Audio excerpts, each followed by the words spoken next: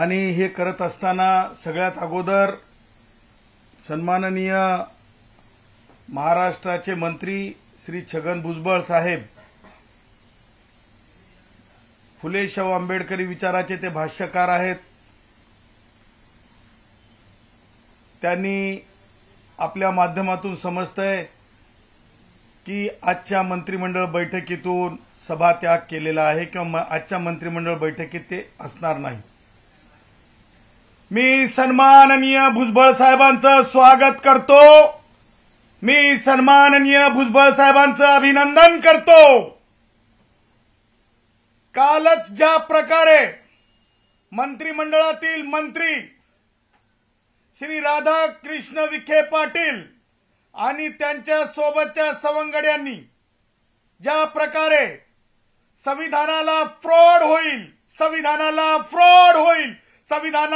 Fraud होईल अशा प्रकारचा एक शासन निर्णय काढण्याचं जे धाडस दाखवलं, तो धाडस म्हणजे फ्रॉड विथ द कॉन्स्टिट्यूशन आहे, फ्रॉड विथ द कॉन्स्टिट्यूशन आहे, फ्रॉड विथ द कॉन्स्टिट्यूशन आहे।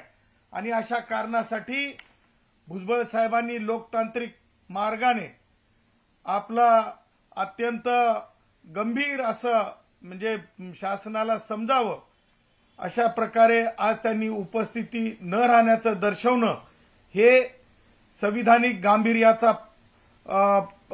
गांभीर्याचं मोठं हे म्हणता येईल की त्यांनी गांभीर्य दाखवलं, संविधानिक गांभीर्य दाखवलं, संविधानिक मर्यादा दाखवल्या सरकारच्या त्या लोकांना ज्या म्हणजे उपसमितीमध्ये आहेत त्या पुढे जाऊन मला असं म्हणायचंय, किती जातीवादी झालोत आपण, किती जातीवादी झालोत।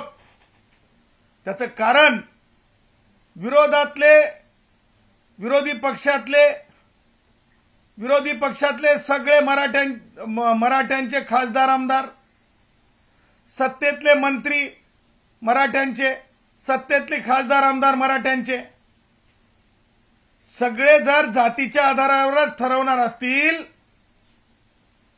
कुणाला त्या समित्यांमध्ये चर्चाही करायची किंवा नैसर्गिक न्यायानं दुसऱ्यांचं ऐकायचंही संधी नसेल तर भारताचं संविधान कशाला पाहिजे, भारताचं संविधानात कशाला पाहिजे, हे कास्ट स्क्रुटिनी मॅन्युअल कशाला पाहिजे।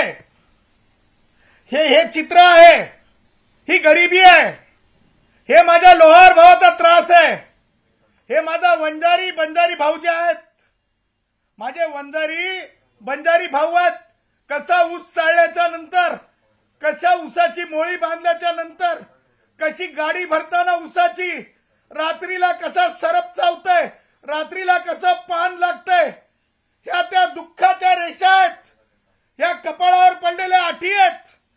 ह्या वयापर्यंत काम करावं लागतंय, ह्या वयापर्यंत माझ्या कुंभार भावाला लीद आणून कालवावं लागती मातीमध्ये, त्याच्यातून मडकं गाडगं बनवावं लागतंय। आपण शी म्हणतो परंतु काम हे सोशल डिसेबिलिटी सोबत करावं लागतंय।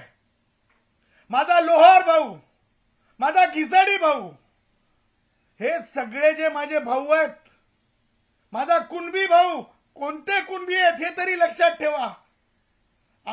कुणबीचा अर्थ डिक्शनरी मिनिंग काय, कुणबीचा डिक्शनरी मिनिंग शेती करणे।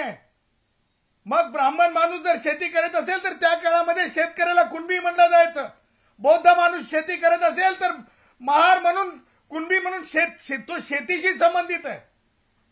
मागासले पण कोणतं आहे कुणब्यांमधलं, त्या सुद्धा जाती, खेडुले कुणबी असतील, तिरळे कुणबी असतील, हे कुणबी सुद्धा निश्चित आहे केलेले मागासलेपणाचे। परंतु ती भूमिकाच पूर्ण आपण बदलून टाकली। आपण काय करायला निघालात,